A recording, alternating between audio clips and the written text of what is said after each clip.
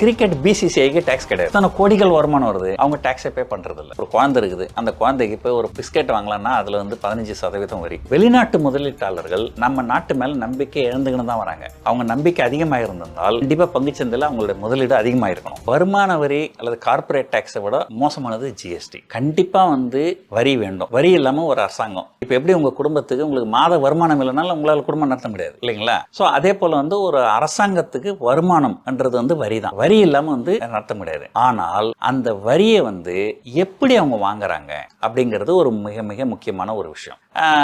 ஒரு உதாரணத்துக்கு சொல்றேன் பாருங்க.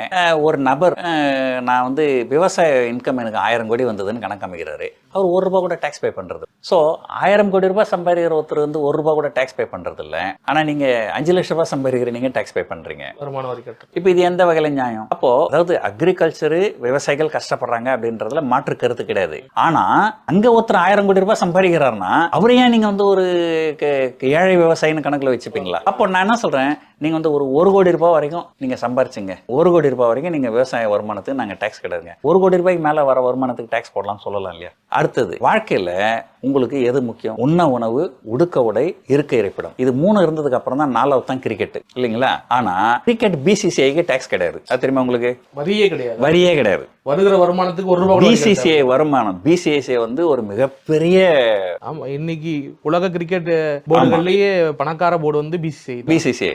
அவ்வளோ அத்தனை கோடிகள் வருமானம் வருது, அவங்க டாக்ஸை பே பண்றது இல்லை, அவங்களுக்கு டாக்ஸ் கிடையாது. ஸோ அப்போ என்னன்னா ஒரு ஒட்டுமொத்தமா இருக்கிற ஒரு 140 கோடி பேர்ல ஒரு 2-3 கோடி பேர் தான் வரி பே பண்றாங்க. அவங்கள மேற்கொண்டு இது பண்றது. பத்தது இந்த இன்டைரக்ட் டாக்ஸ். இந்த இன்டைரக்ட் டாக்ஸ்ன்றது எல்லாருமே பே பண்ணணும். இப்போ ஒரு உதாரணத்துக்கு சொல்றேன் பாருங்க. வரி அப்படிங்கிறது எப்படி இருக்கணும்னா ப்ரோக்ரஸிவா இருக்கணும். அதாவது குறைவா சம்பாதிக்கிறவங்க குறைவா வரி கட்டணும், அதிகமா சம்பாதிக்கிறவங்க அதிகமா வரி கட்டணும். கரெக்டுங்களா? இப்போ ஒரு உதாரணத்துக்கு சொல்றேன் உங்களுக்கு. நீங்க ஒரு 5 லட்சம் ரூபாய் சம்பாதிக்கிறீங்க ஒரு வருஷத்துக்கு. அதுல உங்களால எவ்வளவு சேமிக்க முடியும்? பெருசா சேமிக்க முடியாது. அந்த 5 லட்சம் ரூபாய் நீங்க செலவு பண்ணி ஆகணும். அப்பதான் உங்களால சென்னையில குடும்பம் நடத்த முடியும். இந்த 5 லட்சம் ரூபாய் நீங்க செலவு பண்றீங்க இல்லையா? செலவு பண்ற ஒரு இடத்துல நீங்க 18% ஜிஎஸ்டி பே பண்றீங்க. அப்போ நீங்க செலவு பண்ற ஒரு 5 லட்சத்துல கிட்டத்தட்ட 1 லட்சம் ரூபாய் நீங்க ஜிஎஸ்டி பே பண்ணிடுறீங்க. அது கிட்டத்தட்ட 20%. அதாவது உங்க இன்கம் எவ்வளவு இருக்கோ அதுல கிட்டத்தட்ட ஒரு 18-20% நீங்க ஜிஎஸ்டி பே பண்ணிடுறீங்க. இதே ஒருத்தர் 1000 கோடி ரூபாய் சம்பாதிக்கிறாருன்னு வச்சுங்களேன், அவர் 200 கோடியா ஜிஎஸ்டி பே பண்ணுவார். 5 லட்சம் சம்பாதிக்கிறீங்க, 5 லட்சம் செலவு பண்ணி ஆகணும். அப்போ அதுல இருந்து ஒரு 1 லட்சம் ஜிஎஸ்டி போயிடுது கவர்மெண்ட்டுக்கு.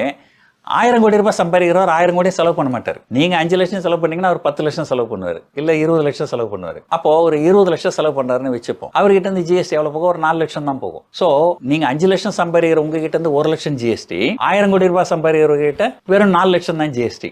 அப்போ இது எப்படிப்பட்ட ஒரு டாக்ஸேஷன் சிஸ்டம்? வரி வசூலிக்கிற முறையில ஒரு பெரிய சிக்கல் இருக்கு. கண்டிப்பா.